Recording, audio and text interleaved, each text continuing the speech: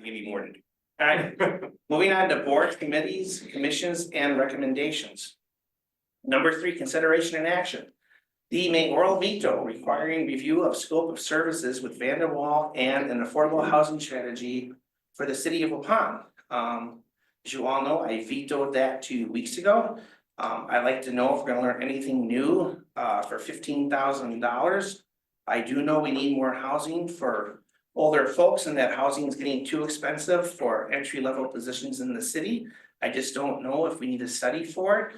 It caused other concerns of government subsidized housing, and it should have been emailed to you today. There was an email from the sheriff of Dodge County. I would say supporting my veto. So anyway, this is up to you all to do what you want with it. It would take a 2/3 vote to override it, right? Yes, and again, I know Kathy and I, and to some extent Angie, have had some discussions over this. The way the statute reads, again, it says a 2/3 vote of all the members of the council shall then make the act effective, notwithstanding the objections of the mayor. Again, we have an open position, but it's still a position. And so I would take the position, it stands behind the idea that we do need 5 votes to override that, being the 2/3 of all members of the county council. And for what it's worth, no one's called me and yelled at me. I've gotten several that have been supportive. And it wasn't an easy decision, like I'm not lying, I had a couple of sleepless nights worrying about it, but Is it open to discussion? yeah. Could I ask permission to Kathy to reiterate from her point of view why this is important and what have we done in the past and where does this take us if it is passed going forward? Sure. Need to walk through kind of the logic around this. Our 2020 housing study did outline the conditions of that, of housing in the city. It identified that there's not enough housing in every category. 30% of the housing was built before 1939, 75% built before 1990, which I'd like to think that's not that long ago, but it is. And a lot of houses need repair. We put emphasis on code enforcement. We have people calling, and we see some changes happening within the housing rehab program itself. It does appear that's going to be cut. There's a meeting coming up here at the end of the month with DOA, and we will know more about that then. But in the meantime, we've since closed TID 1. There was an affordable housing fund that was created, but that fund lacks definition and strategy. And so we have to define how we might deploy that. That could be a solution to help people with some of the repair needs that they have been seeking that funding for. I think the other really interesting dynamic is since 2020, the housing market has changed considerably. And there's a lot of constraints on development. And what do I mean by that? It's all cost driven, of course. Construction labor shortages are pretty much in every classification of position that is needed to build homes. Material costs have increased. They've really worsened since COVID. So since our study, we would see home prices escalating quite a bit. The price of entry-level homes has increased considerably. Interest rates, of course, are high. And there's just generally a lack of starter homes. So even like our Gen Z and millennial young families that want to be into a home and home ownership are having a hard time. There's probably, I think today when I looked, there were 5 homes not under contract, which is not a healthy inventory. Maybe more substantial is infrastructure costs have tripled since 2008. So that may not sound, I don't know if that sounds like a lot to you or not, but to give you a perspective, it's approaching $1,000 per linear foot. Put in all of the infrastructure, both utility infrastructure and streets, lighting, etc., to serve lots. And we've been using tools to help us facilitate that. We're pretty much tapped out of those tools. So in the meantime, the state has introduced new programs that we have to take action on to qualify for. This work would help us get there. And qualify so that developers could apply for low interest or no, I think they're low interest loans, I don't know the rate. But considerably better than a bank loan on infrastructure extension. So where we have gaps in ability to finance through our traditional tools with tax increment districts.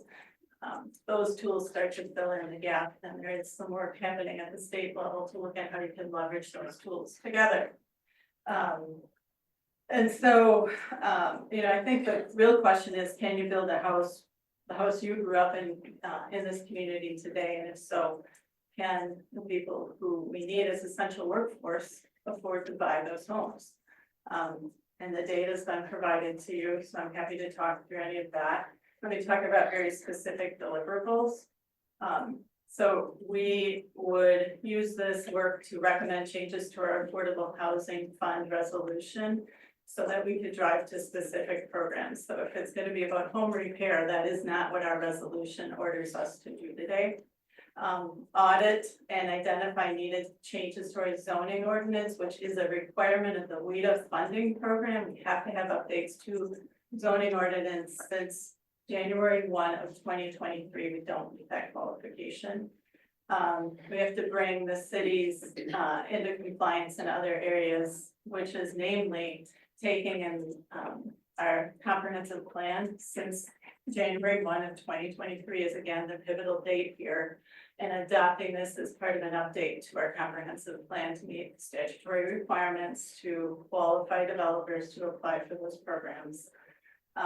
We'd update our housing affordability study, which we have been under a waiver for the last 5 years. And that expires this year, and it's a mandatory thing. We're going to have to invest resources to get that done. And then really to identify any further action to improve housing. I think it's accessibility. To me, it's very much about accessibility. We need teachers and we need police officers and we need CNAs and all of those essential workers. This is part of an overall strategy. Surrounding communities are looking at this, and if we choose not to, that's a choice. But there'll be implications to that, I believe.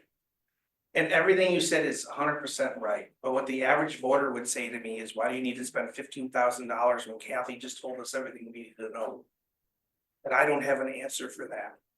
So if someone's got it, you can change my mind, but that is the thing that I run into out in the community. We do a lot of money on surveys and studies. I know we have a housing shortage. I know we need smaller lot lines. I know we need to get teachers and prison guards living here. I know we need apartment buildings built. I know we need to build duplexes and townhouses so we can get senior citizens to buy single level housing. So we can open up houses for families to move to Waupun. And I know there's more people that want to live in Waupun than we can house, because it's the greatest little city in the state of Wisconsin to live to. And I also know land's a premium because the people who own the land that border the city don't want to sell it at the current price.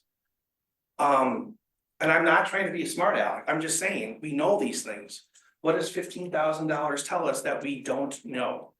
And I need that answer for when I go out in the public and people call on me for it, because these are the questions that I do get. The only thing I'll add, Ron, I understand and respect what you're saying. And I know you, and I appreciate you for that. We need to take action to get to qualification on these programs.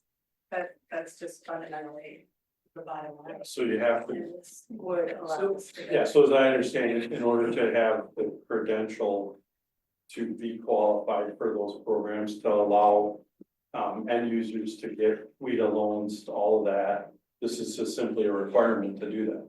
It qualifies us to do that as a community. It specifically qualifies developers who want to work here to apply to those. For those loans. Yeah, it doesn't apply to buyers at all. Okay, 'cause she It's said just- read us, so, no, yeah. it's just developers. Right, because our focus here in all of this, to be also, my understanding is, talking about single family, we're not talking about supplemental type Well, I have developers that have approached me with more in like, things Mixed. keep changing, right? If Mixed. they're looking at all these different development types, our zoning code does not allow for what they're proposing.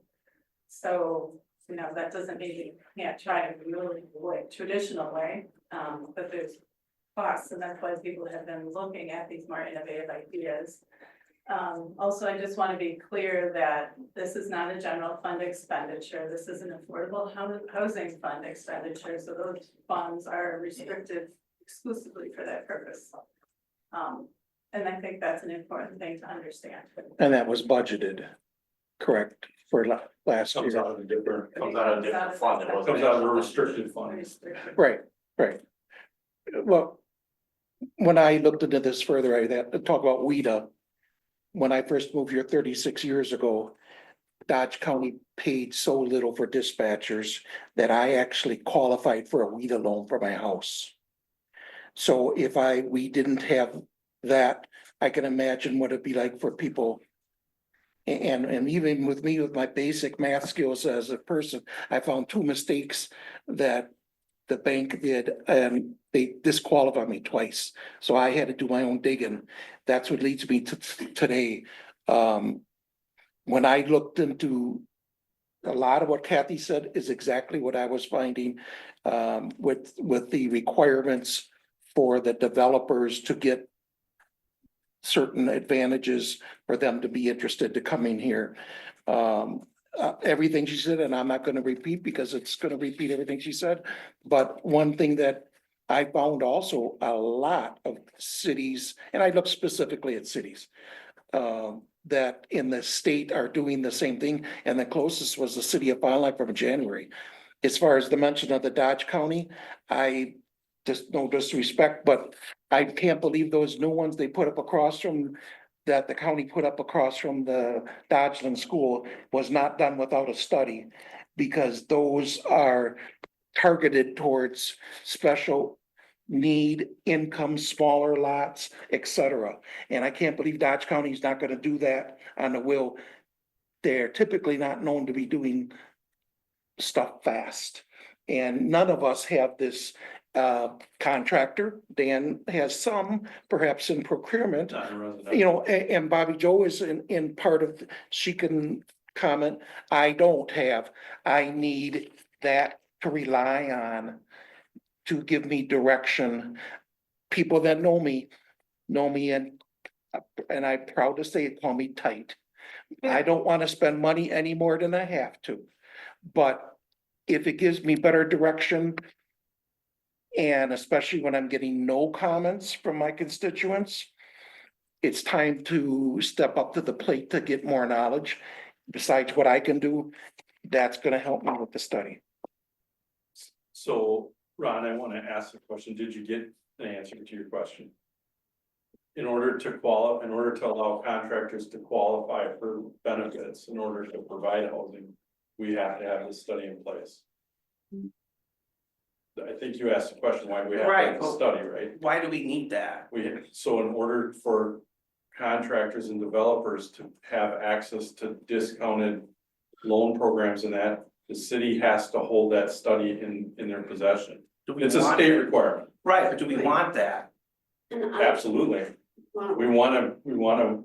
We're trying to lower the cost of housing. Well, we If the are, contractors can build for less money, doesn't that help lower the cost of housing? well, No, not that's all necessarily. market related. Yeah, it's That's all market. market, it's not. And it also completely that depends way. on what you qualify. What I've run into is the number of buyers who don't have an idea of what type of programs there are. I mean, there's programs, new programs out there right now today that I didn't even know existed until I start talking to lenders. And And I think, And she just said there's new programs in the pipeline. yeah, but again, this one is more related to developers and building more apartments. How many more apartments do we need? Like the new ones we're building, I think they're out of line for a lot, but we're building them anyway. You know, the cost of those aren't cheap, so like, you gotta find that happy balance of affordable, but yet there's still plenty of people buying because houses do not last here in Waupun. We have no shortage of developers, we just have a shortage of land. Mhm. And Like, that's I can a tell big you what the thing. problem is, we would like to put townhouses across the street from the old Silgan property, we need Silgan to sell it. We would like to expand north of the city, we need Bob Osterhaus to sell it. We would like to expand by the county park, we need Ryan Spurger to sell it. The problem isn't a study. The problem is Ryan Sperger doesn't wanna sell the land. Right. Bob Osterhaus flips and flops on it. The property across from Phoenix, if they wanna sell it, we gobble it up in a heartbeat. And over on Shaler Drive, we took care of all that Claggett property and Blue still hasn't put the houses in. So that's all certainly a challenge. It's a challenge, but However, if one of them sells, then we're golden. But I don't. well, we're not golden if we don't have the study in place because we still have to provide infrastructure. I'm not sure, because like, if the property across the street from Silicon sells, we know what kind of housing we want. And then they'll put it up and it's gonna sell like that, like there's no, But a developer still has to provide that infrastructure. The challenge we've had, and it is paying for the infrastructure at Yeah. $1,000 per linear foot. Right. I mean, a short roadway is $1 million. Huge, that's the And it would add $100,000 to the cost of a home. If you think about what's been listing, and Bobby Joe probably knows the number better than I do. The new construction listed, I think at 4.25 roughly, is that right, would you say, Bobby? Yeah, oh yeah, easily. That's with some subsidized infrastructure support. Without that, you're looking at that price going north of $500,000. Could you elaborate on Bobby Joe's comment that this seems to be targeted more towards apartments?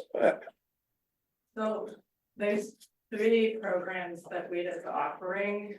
One is upper level, like, there's names from that, I'm not gonna get those right, so I'm not gonna try. Downtown, upper level apartments, right? So taking vacant spaces downtown and converting them to apartments, that's one program. There's a separate program that's infrastructure extension, which is roadway, utility, like the stuff to create developable lots. That's critically important. And then there's a third program that I vacancy to vitality, which is taking commercial spaces that have been vacant for a long time and converting them to housing. So this is focused on the second one, well. helping with infrastructure. Well, I would help with all 3. For any of Yeah, those like, things. got it. So I have a question or two here, if you guys can hear me. Yes, Okay, so the first question would be, if we don't do this study, Kathy, is there still a way for us to get into compliance and qualify by doing that work ourselves? And 2, even if we do this study, right, we still have control of the types of projects that we want to bring to the city, correct? This would just offer us as many options as possible, but we don't have to act on every single option, correct? This would not change the way we do development, which requires a developer's agreement in most cases. So you still have control and review and approval on projects.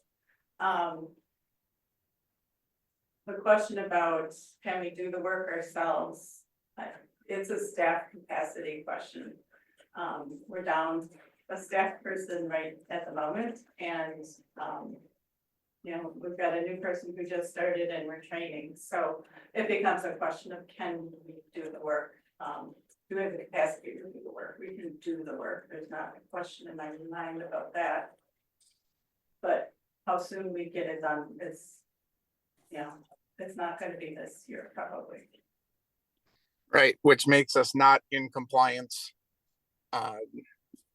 under the waiver that we've been getting on our housing study, correct? We're gonna have to address that, that's correct. Yeah. But So I guess in my opinion, right, this really, to me, and I don't mean any offense to anybody, but to me, it just seems like a no-brainer that we spend this money that's coming out of a TID that's specifically designed for this. It's not out of the general fund. It's not out of tax levy. So it makes no sense to not have every option on the table when we still have discretion on what type of agreements that we have with these developers. So Dan, what, rather than listen to silence, what are our options, or nothing gives it a slow death? Well, if you do nothing, it dies. Now, that doesn't mean that it can't be brought up in the future. Next week, this council will adjourn sine die, meaning the council is done and the new council will be formed. If you look at Robert's Rules of Order, which is actually, more governed for a larger body, not necessarily 7 people. Usually you want to have someone who voted in opposition, to bring it forward. But we're gonna have a new council member. I think, that would be the first place to look if that person wanted to bring it forward. Or you give it 6 months or a year rest, you bring it forward again. It's not that you could necessarily bind a future council not to bring up the issue again. But if you do nothing, it goes away. If you attempt to veto and you don't have the requisite votes, it goes away. So, does that answer your question? Yeah, I guess with Ryan not being here and knowing what we all heard, whether it's this meeting or in the previous, I personally wouldn't like to wait with that, because I think that sort of starts from square one again, and it perhaps puts an unfair burden on him, not knowing and hearing what we have all heard. So I thank you for the comment. I guess if the mayor is done with discussion, I guess I would offer a motion to override the veto, to override the veto. And no, don't disrespect. I tried to explain, respectfully my comments, and nothing against anyone, even if it dies. I think I've heard and like to make that motion. So you're making the recommended motion, Pete? Recommended motion is to approve the scope of services with Vandewalle amount of $15,000 to develop affordable housing strategy and authorize use of affordable housing funds in the amount to complete the project. Please and thank you. Okay, I'll second that motion. Okay, there was a motion Yeah, by Alderman Kaczmarski, seconded by Alderman Siebers. Any further discussion? I have, thank you. So I also want to acknowledge the letter today. I thought it was well written, and I think it's a good caution for not, let's set this to the side, but just in economic development, being careful and being good stewards moving forward. So I thought you did a very good job writing that. So And I didn't thank ask you for for it. getting, yeah, thank you. I didn't ask for it. But thank you for Ange, thanks for getting that out to us right away today. Appreciate that. Thank you. No, thank you. And like I said, I didn't ask him to do anything. Dale did that all on his own. So. But I thought it was very well constructed. Well, I completely understand the basis of needing this and whatnot, but I'm just trying to wrap my head around it, because it seems like, I don't wanna say quarterly or annually, we're always, seems like study after study after study, and we're always spending all this money on studies.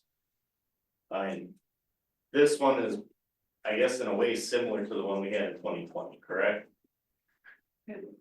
This is more of an action plan than I think when we were looking at it in 2020, we were looking at what's true around the country, true here. There were a few action items that came out of that, but there's a bunch that didn't get implemented. Yeah.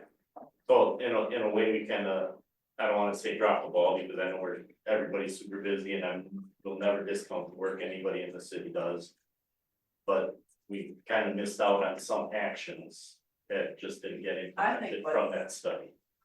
Things have changed dramatically, so I think what was true then is not true. I mean, it's completely different now. Okay. There's different practices that are coming into Wisconsin because other communities are talking about it, so you agree developers talk about it. That's different.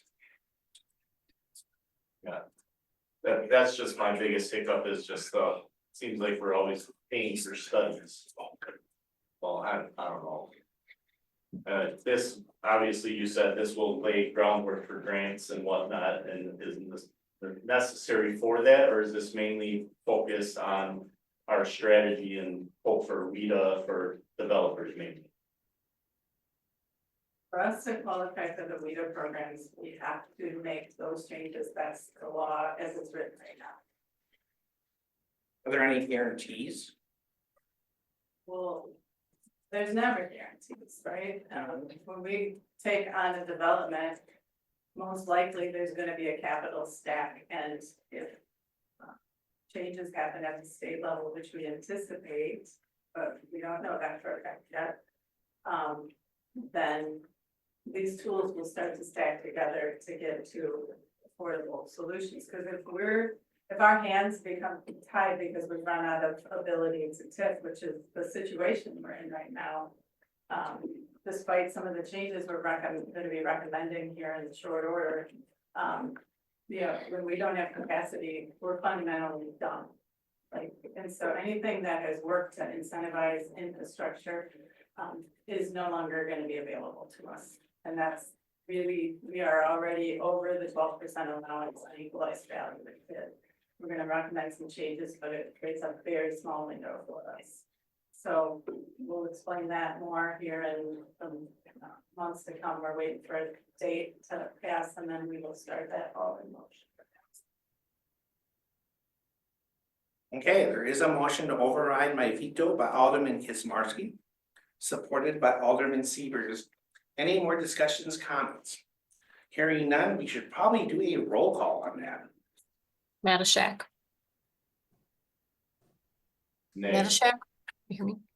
Siebers, Aye. Kunz.